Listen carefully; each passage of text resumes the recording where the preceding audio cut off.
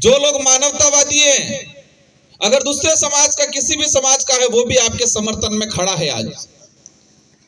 और अवश्य आप डटे रहना, केंद्र बिंदु यहां है और केंद्र बिंदु कमजोर हो जाएगा तो मजा नहीं आएगा।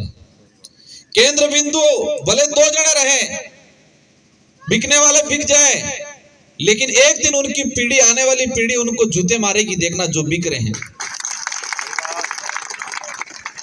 और जितने सामाजिक संगठन के पदाधिकारी, उन सारे पदाधिकारियों से अनुरोध करूंगा, आप सबका संगठन होगा सर्वोपरि, कोई दिक्कत नहीं, लेकिन यह मुद्दा उन संगठनों से सबसे बड़ा सर्वोपरि। कोई किसी भी पार्टी से होगा, कोई दिक्कत नहीं, लेकिन पार्टी से महत्वपूर्ण ये मुद्दा है।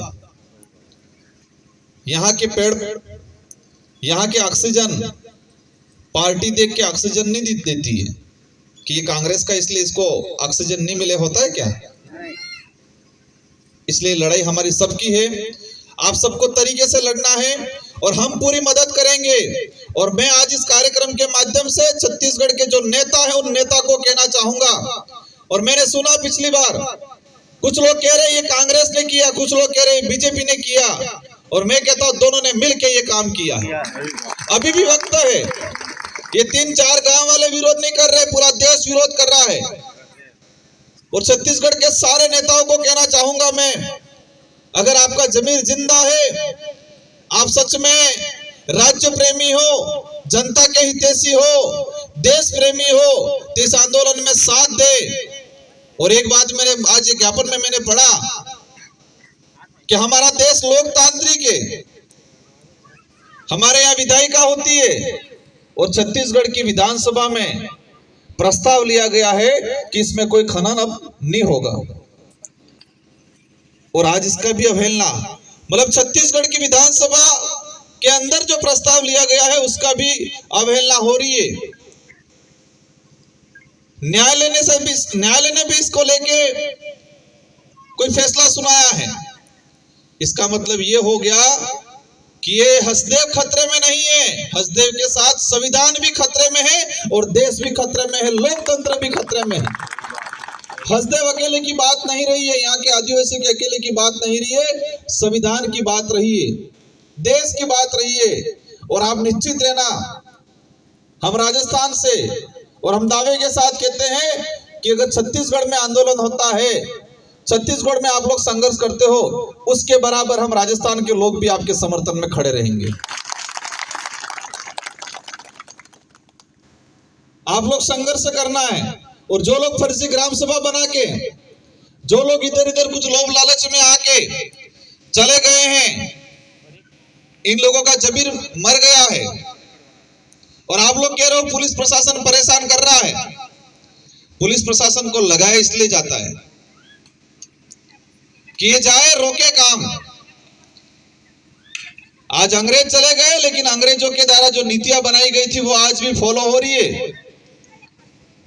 हमारे बुजुर्ग लोग कहते थे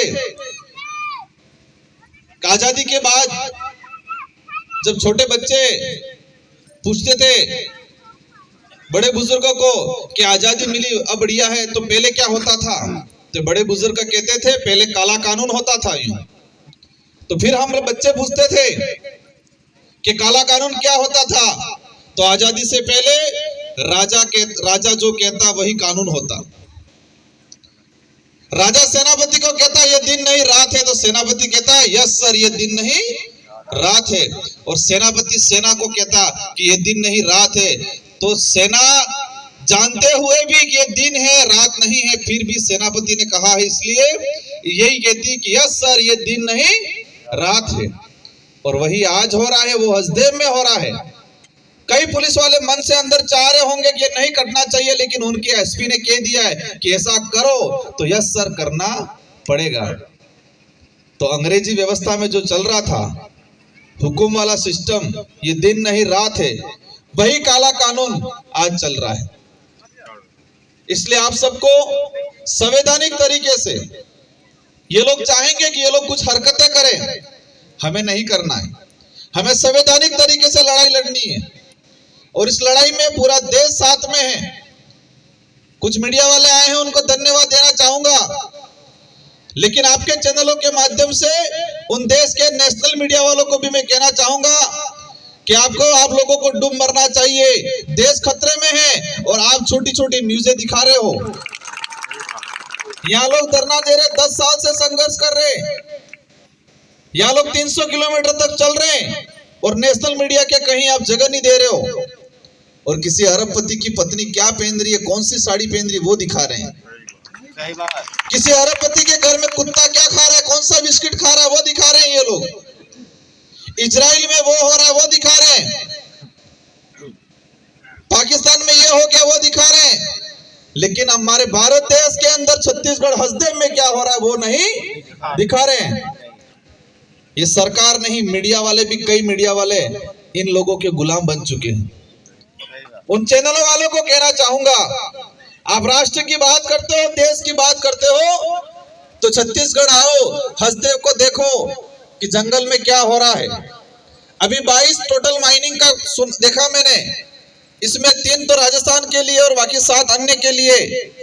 और यही आने वाले समय में अगर 22 से 22 होगी तो आज पहाड़ जो दिख रहे हैं वो पहाड़ नहीं रहेंगे। जो आसपास के पड़ोसी गांव वाले ये सोच रहे हैं कि हमारे क्या पड़ी है, लेकिन ये 22 अगर आने वाले समय में खनन हुआ तो आसपास वाले जो गांव, जो लोग आज आपका साथ नहीं दे रहे हैं, उनको भी एक दिन परेशान होना है, उनको भी आपकी याद आएगी। सारे छत्तीसगढ़ वालों से कहना चाहूंगा, हम लोग सब साथ में हैं, लेकिन आप मजबूती से लड़ो। छत्तीसगढ़ में जितने भी सामाजिक संगठन हैं, वो सारे सामाजिक संगठन एक दिन एकत्रित हो, एक डेलीगेशन बनाओ और राज्य सरकार से मिलो आप लोग। अगर वो नहीं मानते हैं तो ये धरना यहाँ चल रहा है। और छत्तीसगढ़ में जितने आदिवासियों के नाम से सामाजिक संगठन है, वो सारे सामाजिक संगठन रायपुर के अंदर धरना दो अनिश्चित काल के लिए। कैसे लड़ाई नहीं जीतते? किसानों ने लड़ाई जीती, 1.5 साल तक रहे, दिल्ली का हाईवा जाम किया।